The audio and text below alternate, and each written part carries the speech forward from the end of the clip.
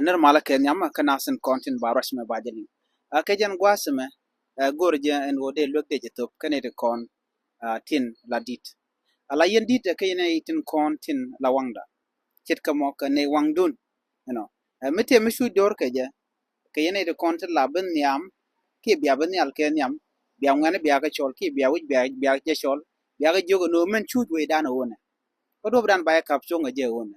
duno yen mi bini yen tele min la diena siag ngwane siag a chum ko do bran de wije jere ale keje chi ngwan chi kan de onya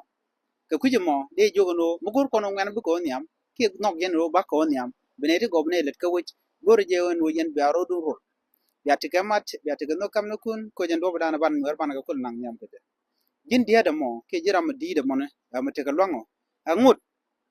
pol pointu bi gor no jin bi ngwane bi ka lat re sharadu ko la duka ngwane re sharadu ajan no shi wuj bashi la re shar kudu mi diere ke ting wan nyot jabo no jin diere ke tik wuj ban mi diere ke ting wan ngada no jin wuj mo chatul ci jatung nak kuje mo de jogo no mena shar benyok mena dukten kon de no nyam ke je re teka mena ga shar na kel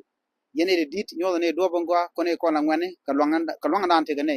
be ne use ka do dan de ne nuare de ne kana nyam ke je